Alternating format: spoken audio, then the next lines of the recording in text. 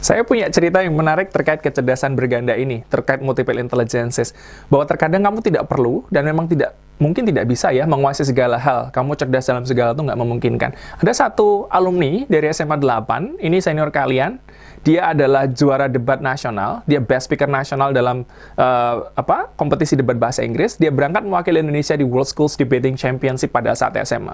Hampir semua kejuaraan dimenangkan oleh anak ini, dan dia akhirnya mewakili Indonesia dalam event yang sangat bergengsi tersebut. Tapi, satu ketika ujian akhir nasional atau UN, ketika dia mengerjakan UN matematika, ternyata hasilnya tidak memuaskan. Dia di bawah batas kelulusan. Waktu itu ujian nasional masih jadi batas kelulusan, Dek. Dan senior kalian ini, dia tidak lulus ujian nasional matematika pada saat itu. Untung memang ada mekanisme remedi, dan bisa lulus remedi. Tapi, yang beruntungnya lagi adalah orang tuanya cukup memahami bahwa putranya ini memiliki kecerdasan linguistik, tapi kemudian mungkin agak lemah di numerical. Dan akhirnya dia masuk ke Fakultas Hukum UGM. Di Fakultas Hukum UGM menjadi mahasiswa prestasi. Dia salah satu lulusan terbaik. Dan ketika di sana juga dia memenangkan kompetisi persidangan semu, dan berangkat ke Washington DC mewakili Indonesia sekali lagi untuk kompetisi sidang semu antar mahasiswa Fakultas Hukum seluruh dunia. Dan dia juga mendapatkan pertukaran pelajar ke salah satu sekolah paling bagus di Prancis, di Sciences Po, lalu kembali lagi ke UGM. Yang paling mengejutkan adalah anak yang tadi tidak lulus ujian nasional matematika itu harus remedi tersebut, tiba-tiba mendapatkan beasiswa. Enggak tiba-tiba juga, dia apply beasiswa, dan yang mengejutkan dia diterima di universitas yang sangat bergengsi, salah satu kampus terbaik di dunia, di Universitas Oxford.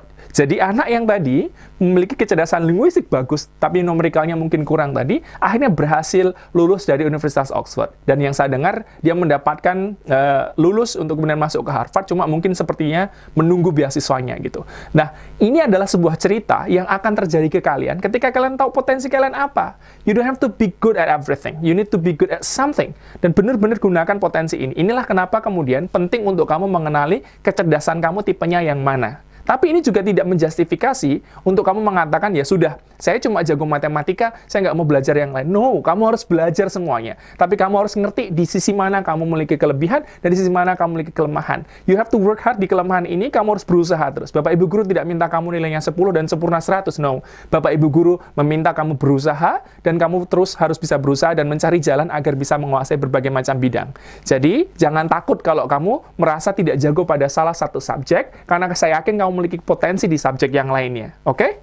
Dia berhasil, oke? Dan kamu juga tidak perlu jago segala hal. Bukan berarti kamu terus tidak belajar loh ya. Kamu tetap harus mengusahakan semua hal, oke?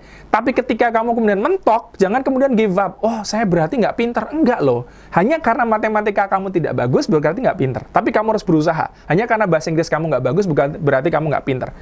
Bisa jadi kamu berbakat di bidang musik, bisa jadi kamu berbakat di bidang olahraga, dan lain sebagainya. Jadi temukan dulu kecerdasan kamu yang mana. Ini bagian yang sangat penting untuk mengenali dirimu, tahu potensi kamu ada di mana. Yang kedua, setelah kamu mengetahui kecerdasan kamu harus belajar mengetahui model belajar yang cocok sama kamu tuh yang mana. Okay? Karena nggak semua orang itu cocok dengan model belajar tertentu. Ada 4 jenis. Sebenarnya orang sering mengatakan ada 3, tapi sekarang ada satu resources yang mengatakan ada 4. Yang pertama adalah tipe pembelajar auditory. Tipe pembelajar auditori itu suka dengan cara mendengarkan, Dek.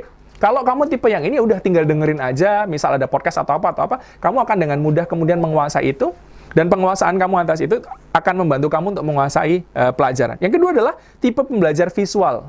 Visual learner itu sukanya nonton, misal ngelihat langsung objeknya, atau nonton video atau apa. Jadi dia bisa mendapatkan langsung pengalaman visual, oke? Dengan pengalaman visual itu, pelajaran apapun lebih mudah masuk ke dia. Yang ketiga adalah interpersonal learner. Interpersonal learner adalah tipe yang akan mudah belajar kalau ketemu sama orang yang lain. Misal, kamu belajar entrepreneurship, ketemu pengusaha dan lain sebagainya. Jadi, interpersonal learner itu juga salah satu metode, tipe pembelajar yang harus kamu juga identifikasi dalam dirimu. Kamu tipe yang mana? Yang terakhir adalah tipe kinesthetic learner. Kinesthetic learner adalah orang yang belajar dengan cara melakukan, learning by doing.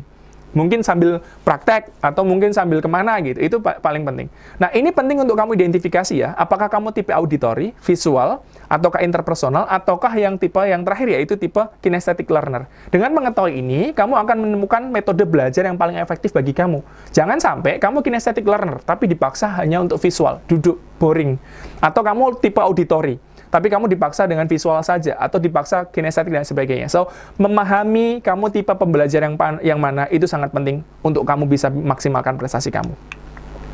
Next, kamu juga bisa menyesuaikan dengan tipe kecerdasan kamu ya. Kalau kamu tipe naturalistik, mungkin akan lebih senang ketika kamu belajar langsung ke alam gitu. Atau kamu tipe-tipe yang lain tadi. Saya sampaikan ini agar apa? Agar kamu nanti tidak kemudian membuang energi kamu. Tadi kan kita mau kerja keras dan kerja cerdas. Kalau kerja keras saja, kamu belajar semalaman. Tapi kerja cerdas adalah belajar semalaman, boleh. Tapi mengetahui tipe pembelajar yang mana juga sangat penting untuk kamu. Oke? Next adalah, ini adalah taksonomi Bloom. Memahami cara belajar yang paling tepat itu akan menentukan level pengetahuan kamu. Ada seorang ilmuwan lagi namanya Pak Bloom. Pak Bloom mengatakan ini adalah level pengetahuan orang. Ini adalah piramida pengetahuan. Level terendah dari pengetahuan adalah ketika kamu remembering, kamu mengingat. Jadi ingatan kamu itu adalah level terendah pengetahuan. Jadi kalau ada teman kamu mengatakan, wih aku ingat loh hari ulang tahun kamu, nggak usah GR. Itu level terendah pengetahuan. Dalam level pengetahuan tentunya. Atau ketika kamu di sekolah, ulanganku nilainya 10 loh, aku keren banget. Nah, pertanyaan adalah kamu mengerjakan itu dengan cara apa? Menghafal. Kalau menghafal itu level terendah dari pengetahuan. Level berikutnya dari pengetahuan, selain remembering, level berikutnya nih agak atasan dikit adalah understanding atau memahami. Ini juga kamu juga jangan gear kalau orang mengatakan, oh aku memahami kamu, terus aku berbunga-bunga dipahami.